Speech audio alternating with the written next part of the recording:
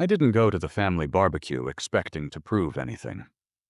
Truthfully, I went because I hadn't been back in over a year, and my mom wouldn't stop calling. Before we dive in, where are you listening from? And what time is it for you right now? Drop a comment below. I read everyone.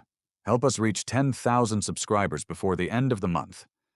I made a promise to my dog. Once we hit 10K, I'll buy him a brand new cooling mat. He's counting on you, and so am I.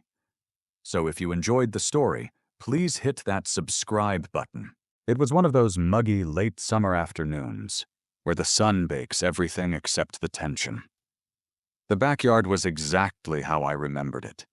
Cheap plastic chairs, overcooked burgers, and that same damned playlist from the early 2000s. Everyone was there.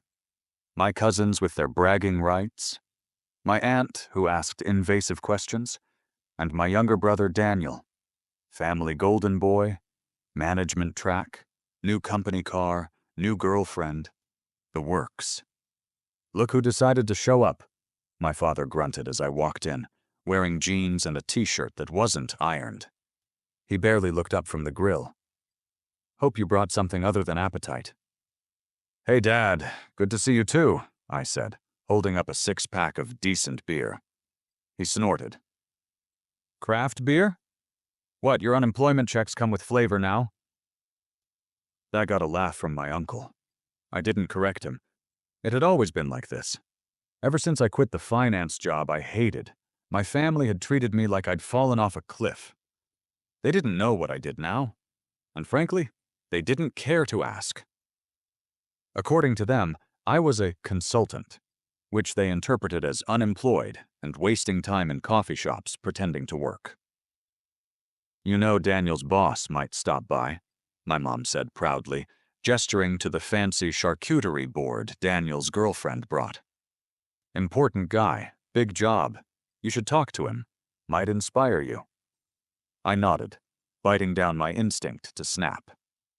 I'd built my own path. Quietly, methodically. I didn't need their approval, but damn if it didn't sting to be treated like a cautionary tale at my own family's barbecue. Daniel came over, clapping me on the back like we were best friends instead of brothers who barely spoke. You still doing that thing? You know, your side hustle? His smile was polite, dismissive. The same look he gave to waiters or Uber drivers. Yeah, I said. Still doing that thing. He turned back to his friends. Man, it must be nice not having real responsibilities. They laughed.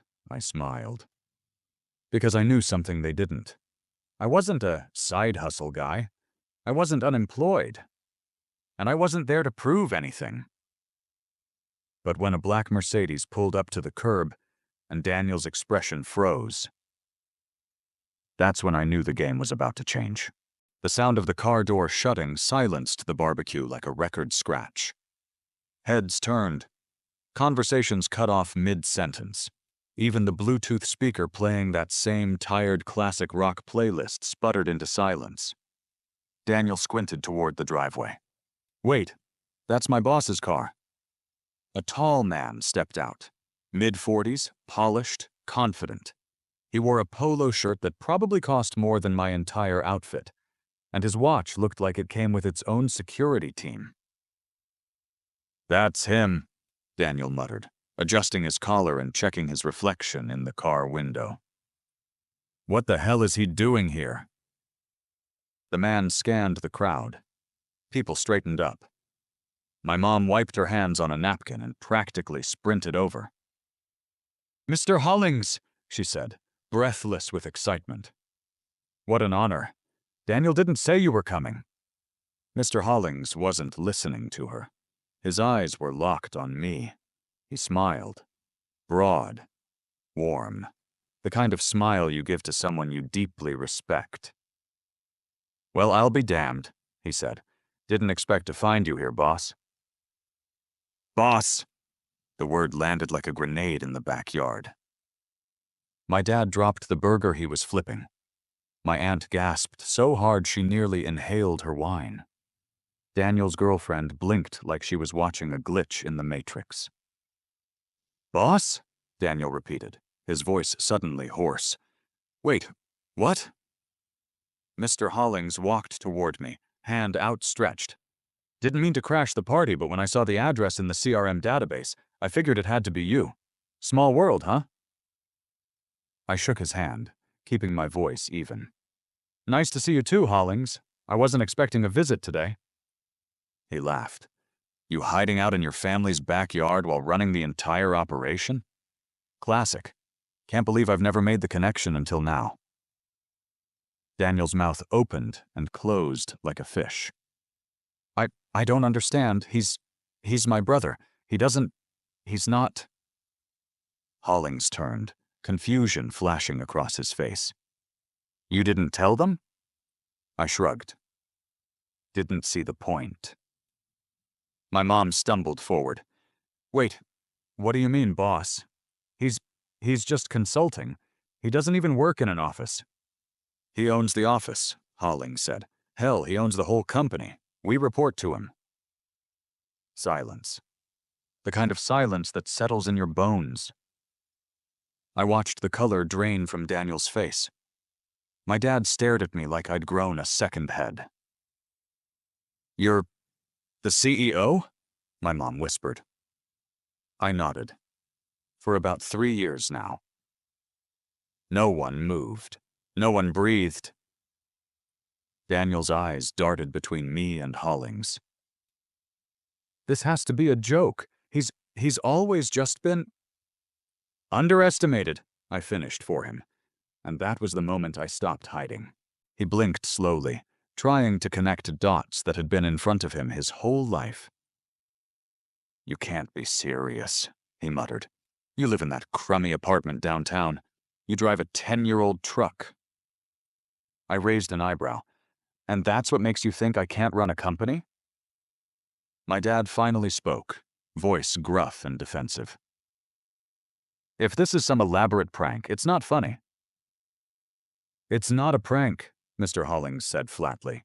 "He's the reason your son even has a job. And, quite frankly, if I knew this was his family, I'd have dressed better." The backyard had gone eerily still. My mom looked like someone had short-circuited her ability to speak. My cousins were suddenly very interested in pretending they'd always supported me. And Daniel looked like he'd swallowed a thumbtack. "You knew I worked there," he said, his voice almost a whisper. "You watched me climb the ladder." "I watched you claim other people's work," I said, keeping my tone calm. "I saw every credit you took that wasn't yours, every inflated report. I let it slide because I wanted to see if you could stand on your own." He turned red, embarrassment, anger, or both.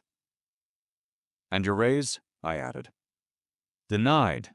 You've already maxed out what your actual contributions warrant." "You can't do that." "I can and did. It's called accountability." "Enough!" my dad barked. "You're not better than the rest of us just because you made some money." I turned slowly. "This isn't about money. This is about how you all treated me when you thought I had none." That shut him up. My mom sat down hard on a plastic chair. "Why didn't you tell us? Why hide all this?" "Because I was tired of being told I was a failure just because I didn't perform the way you wanted. I didn't need the judgment. I needed space to build something without your doubts dragging behind me like a weight." My Aunt Patricia tried to save face. "Well, maybe now you can help your cousin's bakery idea. He's been looking for an investor." I looked at her like she'd sprouted horns. "You wouldn't lend me $50 for gas 3 years ago. Now you want funding?" She turned pink and sipped her wine. Daniel suddenly exploded. "So what? Now we're just supposed to bow down to you?" "No," I said, voice firm. "You're supposed to treat me like a person, not like the family failure, not like a walking disappointment." Mr. Hollings cleared his throat, clearly regretting dropping in. "I should go." No, stay, I said, my voice steady now. Might as well let everyone hear it. And with that, I knew I wasn't just confronting them. I was exposing them. My mom finally found her voice again. But you were always so average, she said, like it physically hurt her to say it. You didn't stand out in school. You weren't like Daniel. He always had goals, ambition. I crossed my arms. Maybe because I didn't feel the need to prove anything to a family that never noticed, unless I failed. Uncle Rick, who hadn't spoken until now, muttered, "Well, if he's the CEO, maybe he can get my son an interview." "Stop," I cut in, loud enough for everyone to hear. "Just stop. You don't get to suddenly respect me now because of what I own, not after years of ignoring everything else." I turned back to Daniel. "You remember the Johnson project?" He blinked. Yeah? That was Lisa's work, your assistant. She put it together while you were in Cabo with your girlfriend." Daniel's jaw dropped. "You went through my files?" "I run the company, Daniel. You work for me. I don't need to go through anything. I have access to everything." He looked like he'd been punched. Hollings stepped closer. "For the record, we conducted a full audit before your last performance review. If it weren't for your last name, we would have already reassigned you to a lower role." My dad stood up, chest puffed, like he was about to say something he thought was wise. "This is going too far. He's your brother. Blood's supposed to come first." I turned to face him fully. "You only say that when it protects the ones already on top." My mom looked like she might cry. "But all the things we said to you, we didn't know. If we had known, you would have treated me better?" I asked. "What does that say about you?" She had no answer. I pulled a folder from my bag and handed it to my father. His hands trembled as he opened it. "This is the deed to the house," I said. "Paid in full. The mortgage that's been drowning you for years, it's gone. Consider it repayment for all the support you didn't give me." The silence was suffocating. Daniel stepped forward, his voice cold now. "This is revenge. That's what this is." "No," I replied. "This is truth. You just don't like how it sounds when it comes from someone you used to talk down to." Aunt Patricia whispered, "I always believed in you, you know." "You called me a loser 3 months ago." She looked away. I turned to Hollings. "You still want to talk about the restructuring?" He nodded. "Absolutely. I think we're done here anyway."